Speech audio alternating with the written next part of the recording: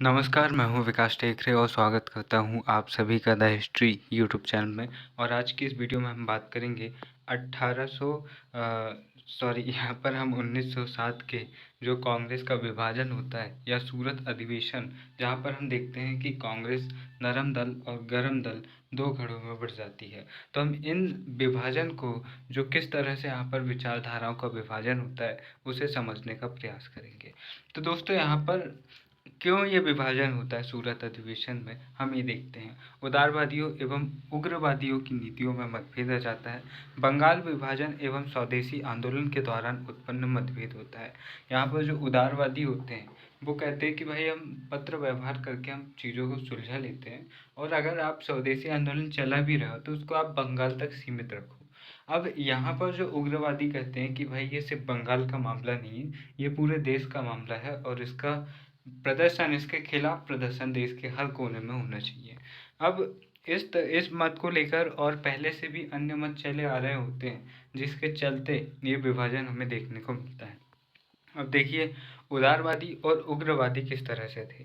बंगाल विभाजन विरोधी आंदोलन बंगाल तक सीमित रहे, उदारवादी चाहते थे। उग्रवादी चाहते थे कि आंदोलन देशव्यापी हो। उदारवादी चाहते थे कि केवल विदेशी वस्तुओं का बहिष्कार हो, और उग्रवादी चाहते थे कि हर विदेशी चीज़ों का बहिष्कार हो, चाहे वह शिक्षा हो, न्यायालय हो, उद्योग हो, कला हो, या फिर अंग्रेज अधिकारी हो। अब यहाँ पर व्यक्तिगत व्यक्तित्वों की टकराहट हमें देखने को मिलती है। कहाँ पर? उदारवादी में गोपाल कृष्ण गोखले और तिलक जी के बीच में 1906 ईस्वी में कलकत्ता अधिवेशन में उदारवादी गुट के जो दादा भाई नौरोजी रहते हैं, यहाँ पर क्या होते हैं, उदारवादी गुट के जो रहते हैं वह दादा भाई नौरोजी को कैंडिडेट बने रहते हैं। अब नौरोजी बहुत सम्मानित नेता होते हैं, तो उनके खिलाफ कोई खड़ा नहीं होता और वह आसानी से यहाँ पर अध्यक्ष बन जाते हैं। अब 1907 में ये रास बिहारी बोस को उम्मीदवार घोषित कर देते हैं। ठीक है। अब यहाँ पर जो उग्रवादी है वो क्या करते हैं कि तत्कालीन यहाँ पर जो अध्यक्ष बनने का मुद्दा रहता है, 1906 में उदारवादी अध्यक्ष रहते हुए भी उग्रवादियों ने स्वदेशी स्वराज और राष्ट्रीय शिक्षा बहिष्कार पारित करवाने में सफलता पाई थी। इससे जो उदारवादी थे उनके मन में ये था कि भाई उग्रवादियों का यहाँ पर कांग्रेस में प्रभाव ज़्यादा बढ़ रहा है, तो उन्हें कुछ करना चाहिए। इसलिए वह यहाँ पर रास बिहारी बोस को यहाँ पर उम्मीदवार घोषित करते हैं, और जो लाला लाजपत राय उनके खिलाफ यहाँ पर खड़े होते हैं। 1907 के अधिवेशन में उग्रवादी 1906 में हुए पारित प्रस्तावों की गारंटी चाहते हैं। नोकझोंक होती है इनके बीच में, और यही नोकझोंक धीरे धीरे मारपीट में उतर जाती है। इसमें क्या होता है, जो सीनियर उदारवादी नेताओं ने नियमों के उल्लंघन पर उग्रवादियों को कांग्रेस से बाहर कर दिया। कांग्रेस का जो 1907 में अधिवेशन जो होना था वह होना था नागपुर में। अब हर कोई जानता है कि नागपुर तिलक का प्रभाव क्षेत्र था, और अगर नागपुर में अधिवेशन होता तो उग्रवादियों का प्रभाव स्वाभाविक रूप से ज़्यादा रहता, और इसमें भले ही कांग्रेस की किसी भी शाखा का, चाहे उदारवादी का नेता चुना जाए, तब भी यहाँ पर उग्रवादियों का प्रभाव ज़्यादा रहता। अब यहाँ पर उदारवादी क्या करते हैं, इसको बदलकर सूरत क्षेत्र कर देते हैं, और सूरत जो रहता है इस समय पर वह उदारवादी नेताओं का गढ़ होता है। यहाँ पर उदारवादी नेताओं का प्रभाव अधिक होता है। तो इस तरह से उदारवादी नेता परिस्थितियों को अपने पक्ष में करने का प्रयास करते हैं। साथ ही साथ 1906 में मुस्लिम लीग की स्थापना भी हो जाती है। गवर्नर जनरल मिंटो सेकंड यहाँ पर होता है, और डब्ल्यू हंटर की बुक इंडियन मुसलमान में वह वर्णन करता है। वह कुछ अन्य अधिकारियों की सीमित समिति की रिपोर्ट में बताया गया कि 1857 ईस्वी की क्रांति का मुख्य कारण हिंदू मुस्लिम की एकता थी। अब अंग्रेज अधिकारियों की ओर से और क्रूर मुस्लिमों ने यहाँ पर अधिक थी, क्रूरता मुस्लिमों ने अधिक की थी।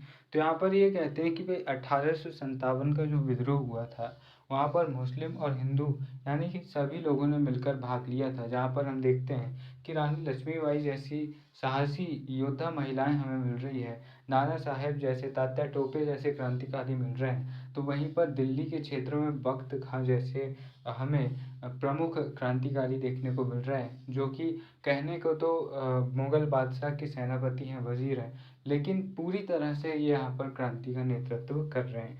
अब यहाँ पर डब्ल्यू हंटर कहते हैं कि भाई हिंदू मुस्लिम की एकता के कारण 1857 की क्रांति बड़े पैमाने पर हुई और यहाँ पर जो मुस्लिम थे उन्होंने अंग्रेज़ों के प्रति ज़्यादा क्रूर व्यवहार किया।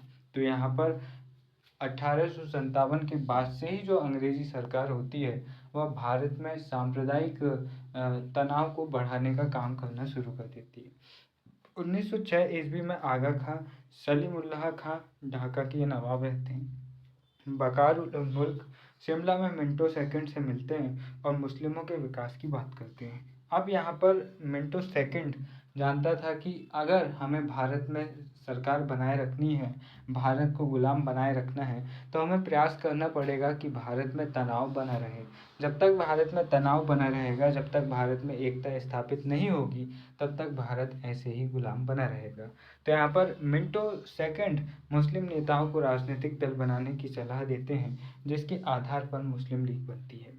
30 दिसंबर 1906 ईस्वी को ढाका में बकार उल मुल्क की अध्यक्षता में मुस्लिम लीग का गठन होता है। मुस्लिम लीग का विचार सलीमुल्लाह खां का था और इसलिए इन्हें मुस्लिम लीग का संस्थापक माना जाता है।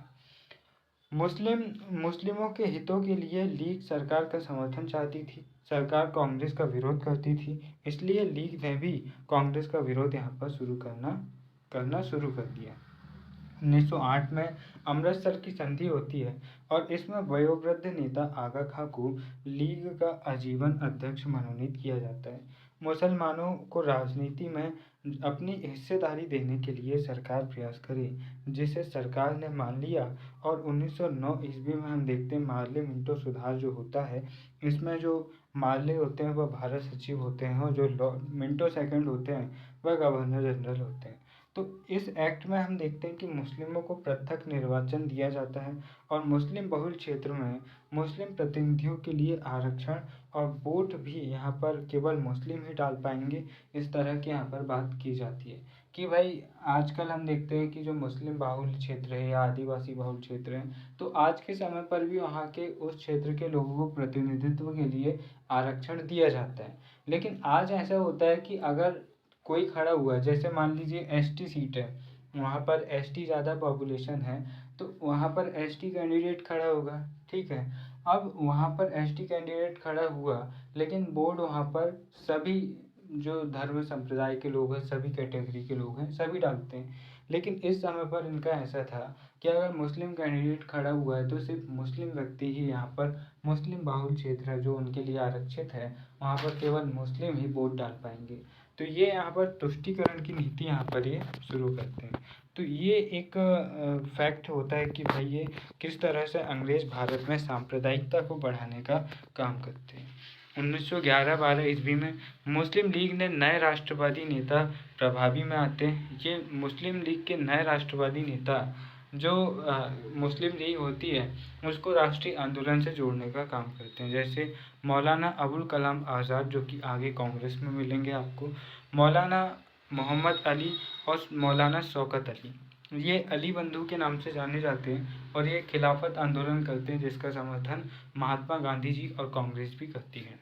हजरत मोहानी, तो यहाँ पर हजरत मोहानी, हकीम अजमल खां, ये सब यहाँ पर होते हैं और कांग्रेस का लखनऊ अधिवेशन 1916 में होता है। इसके अध्यक्ष, ये ध्यान रखना कांग्रेस का 1916 का अध्यक्ष, ये काफ़ी इम्पोर्टेंट है। और यहाँ पर जो कांग्रेस का लखनऊ अधिवेशन होता है 1916, इसके अध्यक्ष होते हैं अंबिका चरण मजूमदार। कौन? अंबिका चरण मजूमदार। तिलक एनी के सहयोग से गरम दल के नेताओं को कांग्रेस में पुनः शामिल करवाते हैं। एनी बेसेंट यहाँ पर मुख्य भूमिका निभाती हैं और फिर लखनऊ पैक्ट भी यहाँ पर होता है और लखनऊ अधिवेशन के बाद हम लखनऊ पैक्ट लखनऊ में ही देख रहे हैं और यहाँ पर मुस्लिम लीग और कांग्रेस दोनों यहाँ पर एक दूसरे से समझौता करती हैं और लीग का विरोध, यहाँ पर लीग कांग्रेस का विरोध नहीं करेगी। और कांग्रेस ने भी 1909 ईस्वी के एक्ट को, जहाँ पर मुस्लिमों को पृथक निर्वाचन क्षेत्र देने की बात की गई थी, जिसका विरोध कांग्रेस कर रही थी, उसका विरोध यहाँ पर कांग्रेस ने करना बंद कर दिया। तो यहाँ पर दोनों में समझौता हो जाता है। इसके बाद में हम होम रूल लीग आंदोलन देखते हैं। तो यहाँ पर 1916 से 17 के दौरान ये चलता है। होम रूल, स्वराज, स्वशासन, शासन में भारतीयों की भागीदारी। आयरलैंड के होम रूल नेता रेडमांड से प्रेरणा लेकर एनी बेसेंट ने भी भारत में स्वशासन की मांग की थी, जिसका समर्थन तिलक ने भी किया, क्योंकि रेडमांड ने होम रूल आंदोलन चलाया और उनको आयरलैंड के लिए होम रूल मिल भी गया। तिलक ने 28 अप्रैल 1916 को बेलगांव में होम रूल लीग का गठन किया और अध्यक्ष इसके बनते हैं जोसेफ बैप्टिस्टा और सचिव होते हैं एनसी केलकर। कौन होते हैं? एनसी केलकर। तो यहाँ पर इसकी जो शाखा होती है कहाँ करते हैं? बेलगांव में। तिलक ने 6 शाखाएं स्थापित की, जिनमें होती है संगठित शाखाएं, जैसे इनके क्षेत्र होते हैं मध्य प्रांत, बरार, महाराष्ट्र, बम्बई के अलावा। अब तथा कर्नाटक में भी ये करते हैं, और समाचार पत्र मराठा जो कि इनका अंग्रेजी में था, और केसरी यहाँ पर क्या था? ये था मराठी में। तो ये इस तरह से समाचार पत्रों के माध्यम से भी यहाँ पर क्रांति को आगे बढ़ाने का यहाँ पर काम कर रहे हैं। तिलक ने होम रूल के साथ साथ भाषा के आधार पर प्रांतों का गठन, स्थानीय भाषा में शिक्षा, जाति प्रथा एवं छुआछूत का विरोध जैसे मुद्दे भी उठाए। तिलक कहते हैं कि भारत उस बेटे की तरह है जो अब जवान हो चुका है और समय का तकाजा है कि उसे उसका वाजिब हक मिले। ये कहते हैं कौन? तिलक जी ऐसा कहते हैं। अब तिलक के गिरफ्तार होने पर कांग्रेस के बम्बई क्षेत्र के वकील मोहम्मद अली जिन्ना उनका केस लड़ते हैं। ये वही जिन्ना हैं जो पाकिस्तान के पिता कहे जाते हैं, फादर ऑफ पाकिस्तान ये कहे जाते हैं। अब एनी बेसेंट सितंबर 1916 ईस्वी अडयार मद्रास में होम रूल लीग को स्थापित करती है। 1916 में कहा अडयार मद्रास में स्थापित करते हैं और ये वाले सेंटर पर प्रश्न बनते हैं। अध्यक्ष होती है एनी बेसेंट, सचिव होते हैं जॉर्ज अरुंडेल, और क्षेत्र होता है तिलक का जो क्षेत्र है उसको छोड़कर शेष भारत को ये कवर करते हैं। न्यूज़पेपर इनका होता है न्यू इंडिया कॉमनवील, और 2000 से अधिक शाखाएं स्थापित करते हैं, सर्वाधिक मद्रास प्रांत में ही करते हैं। सदस्य प्रमुख थे इनके मोतीलाल नेहरू जी, तेज बहादुर सप्रू जी, बीपी बाडिया जो कि मजदूर नेता भी थे, मदन मोहन मालवीय जी, जे चक्रवर्ती, शिवस्वामी अय्यर और जवाहरलाल नेहरू यहाँ पर शामिल थे। यहाँ पर ध्यान रखना मोतीलाल नेहरू जवाहरलाल नेहरू के पिता है, और इस समय पर जवाहरलाल नेहरू एक योग्य युवा नेता के रूप में अपनी छवि बनाते हैं। गांधी जी भारत लौट चुके थे इस समय पर। हम देखते हैं कि 1915 में वह भारत आते हैं, और उनके भारत लौटने के बाद यहाँ पर होम रूल लीग का वह हिस्सा नहीं रहते, ये बात ध्यान रखना, क्योंकि वह अपने गुरु गोपाल कृष्ण गोखले जी की सलाह पर पहले ट्रेन से पूरे भारत की यात्रा करते हैं और समझने का प्रयास करते हैं कि जिनके लिए वह लड़ने वाले हैं उनकी परिस्थितियाँ कैसी हैं। तो हम देखते हैं कि गांधी जी पहले काफ़ी सूट वूट टाई वगैरह में रहते हैं, लेकिन जब वह देखते हैं कि लोगों के पास में पहनने के लिए कपड़े नहीं हैं, चीज़ें नहीं हैं, तो वह समय के साथ साथ सारी चीज़ें त्याग देते हैं। इसके विरोध में सर सुब्रमण्यम अय्यर ने नाइटहुड की उपाधि यहाँ पर त्याग दी, और एनी बेसेंट को जेल में डाले जाने पर किसके विरोध में त्याग रहे हैं? तो ये जो इनकी गिरफ्तारी हो रही है उसके विषय में। अब एनी बेसेंट को जेल में डालने पर भारत सचिव मॉन्टेस्क्यू ने लिखा, शिव ने अपनी पत्नी के 52 टुकड़े किए थे, इसी प्रकार भारत सरकार ने जब एनी बेसेंट को गिरफ्तार किया तो उसके साथ भी ऐसा ही हुआ। तो यहाँ पर आगे देखें तो देखिए ब्रिटिश पत्रकार बैरेंटाइन सिरोल ने अपनी किताब इंडियन अनरेस्ट में तिलक को भारतीय अशांति का जनक कहा है। क्या कहा है? भारतीय अशांति का जनक। तो भारतीय अशांति का जनक किन्हें कहा जाता है? तो इन्हें कहा जाता है तिलक जी को। ठीक है, बाल गंगाधर तिलक जी को। अब देखिए 20 अगस्त तिलक आंदोलन छोड़ सिरोल पर मानहानि केस करने के लिए इंग्लैंड चले जाते। क्यों? क्योंकि सिरोल उन्हें भारतीय अशांति का जनक कहता है। 20 अगस्त 1917 को भारत सचिव मॉन्टेग्यू ने घोषणा की, जो मॉन्टेग्यू घोषणा कहलाई। इसके अंतर्गत कहा गया कि ब्रिटिश शासन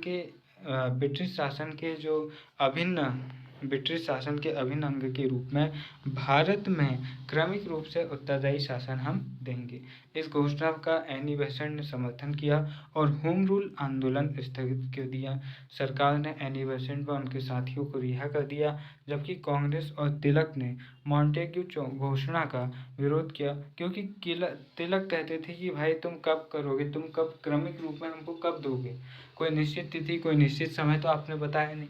आप बोल रहे हो कि दे देंगे, लेकिन कब दोगे बताओ तो पहले। ये ऐसे ही होता है, जब कोई उधारी का पैसा मांगने जाता है तो उसको बोलता है कि भाई दे दे यार मेरे पैसे, तो बोलता है दे दूंगा ना, कहीं भागा थोड़ी जा रहा हूँ तेरे पैसे लेके। तो फिर वो भी ऐसे ही जवाब नहीं देता कि कब वापस करेगा। ऐसे ही यहाँ पर मॉन्टेग्यू भी यहाँ पर जवाब नहीं दे पाए कि आखिर कब वो भारत में स्थानीय स्वशासन की स्थापना करेंगे, भारत के लोगों को उनका शासन चलाने के उत्तरदायी देंगे। तो इस तरह से यहाँ पर सूर्य विहीन ऊषा कहते हैं तिलक जी इस घटना को। और कांग्रेस ने इस घोषणा को अनिश्चित, अस्पष्ट तथा अनावश्यक बताया। सुरेंद्र नाथ बनर्जी जैसे उदारवादी नेताओं ने इसका समर्थन किया और इसे मैग्ना कार्टा की संज्ञा दी।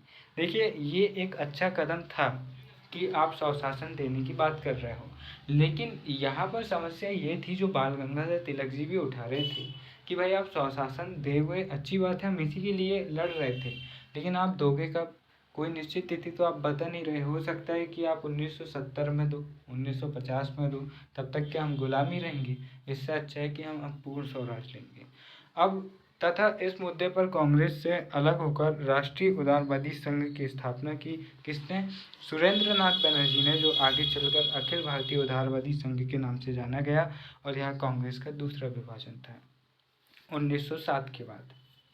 आंदोलन कमजोर होने पर अब बिना अपनी मांग मनवाए समाप्त यह आंदोलन हो जाता है, लेकिन फिर भी इसकी अपनी यहाँ पर उपलब्धि होती है। इस आंदोलन ने राजनीतिक चेतना एवं राष्ट्रवादी भावनाओं को और बढ़ाने का प्रयास किया और गांधी जी के आगमन से पूर्व भारत के एक बड़े भूभाग में संचालित होने वाला यह आंदोलन था। होम रूल की मांग को लेकर भारत के बाहर अमेरिका में लाला लाजपत राय जी व इंग्लैंड में डी ग्राहम पोल ने होम रूल लीग का गठन किया। मॉन्टेग्यू की घोषणा के आधार पर 1919 ईस्वी में एक्ट पारित हुआ, जिसमें प्रांतों में द्वैध शासन की शुरुआत हम यहाँ पर देखते हैं। तो ये इस तरह से हमने कुछ चीज़ें पढ़ी। हमने पढ़ी 1907 में कांग्रेस का विभाजन, हमने पढ़ा यहाँ पर मुस्लिम लीग का गठन, और हमने ये भी देखा कि किस तरह से लखनऊ समझौता होता है और जहाँ पर गरम दल और नरम दल आपस में मिलते हैं। और 1916 में ही यहाँ पर एनी बेसेंट जी और बाल गंगाधर तिलक जी, लोकमान्य बाल गंगाधर तिलक जी यहाँ पर होम रूल आंदोलन को शुरू करते हैं और इसके माध्यम से होम रूल स्वशासन की यहाँ पर बात करते हैं। तो ये था हमारा कुछ यहाँ एक छोटा सा टॉपिक, और मुझे उम्मीद है कि ये वीडियो आपको पसंद आया होगा। फिर मिलेंगे अपने किसी और वीडियो में, तब तक के लिए नमस्कार, जय हिंद।